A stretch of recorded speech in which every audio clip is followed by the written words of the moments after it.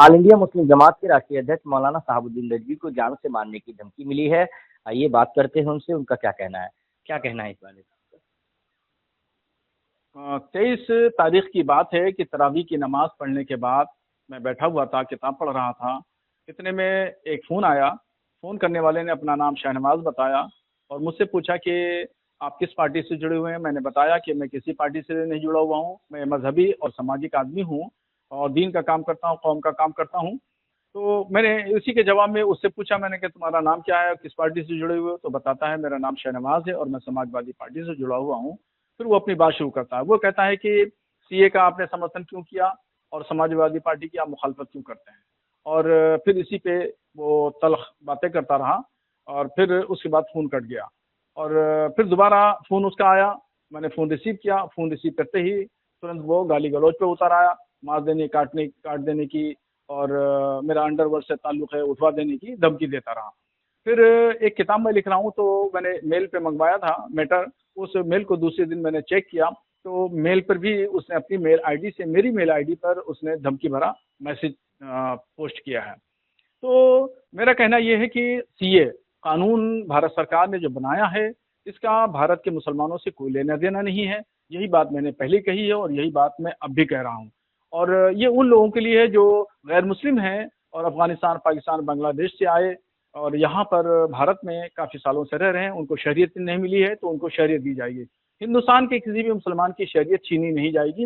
इस कानून में कोई इस तरह का प्रावधान नहीं है। दूसरी बात, समाजवादी पार्टी के बारे में जो मैं बात कहता हूँ, समाजवादी पार्टी के मुखिया अखिलेश यादव जी हमेशा मुस्लिम विरोधी नज़रिए पे काम करते हैं, तो मैं उनको आईना दिखाता रहता हूँ, सच्ची बात और हक की बात कहता रहता हूँ। इसलिए ये कट्टरपंथी विचारधारा के लोग और सपा के लोगों को बुरी लगती है और उन्होंने जो है मुझे जान से मारने की धमकी दी।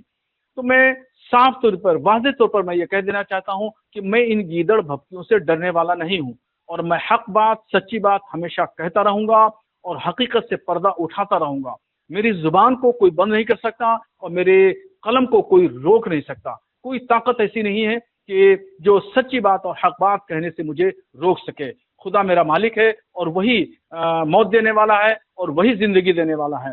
मौत और ज़िंदगी बंदे के हाथ में नहीं है। इसलिए मैं इन गीदड़ भपकियों से डरने वाला नहीं हूँ, मैं खौफज़दा नहीं होने वाला हूँ। मैं देश हित में काम करता रहूँगा क्योंकि ये देश हमारा है, ये हमारे बुज़ुर्गों का देश है और हमारे बुज़ुर्गों ने हिंदुओं के साथ में मिल कर के देश को आज़ाद कराया। इसलिए ये इस देश से प्यार करना, मोहब्बत करना हमारे लिए ज़रूरी है, हर एक शख्स के लिए ज़रूरी है और इसकी तरक्की के लिए सोचना और कोशिश करना हमारा काम है और ये काम हम करते रहेंगे। तो इस मामले में आपने कहीं शिकायत की है, अभी पुलिस प्रशासन से क्या अपील करते हैं आप?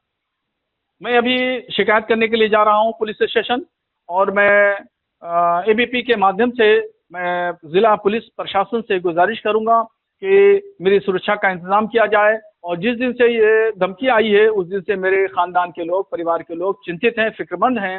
इसलिए मेरी सुरक्षा का इंतज़ाम किया जाए। और इससे पहले भी 1 साल कबल पीएफआई ने भी मुझे धमकी दी थी। चूँकि मैं कट्टरपंथी विचारधारा के खिलाफ बोलता रहा हूँ और सूफी विचारधारा की मैं वकालत करता रहा हूँ, इसलिए पीएफआई ने मुझे धमकी दी। उस वक्त के पुलिस प्रशासन इंतज़ामिया ने हमें सुरक्षा दी थी, मगर अभी सावन के महीने में सुरक्षा हटा ली गई है। इसलिए मेरी गुजारिश है कि मेरी जान माल का खतरा है, इसलिए मुझे सुरक्षा प्रदान की जाए। देखा आपने, मौलाना शहाबुद्दीन रिजवी का साफ-साफ कहना है कि समाजवादी पार्टी के एक नेता हैं, उन्होंने उनको जान से मारने की धमकी दी है। इस मामले की शिकायत वो पुलिस के उच्च अधिकारियों से करेंगे।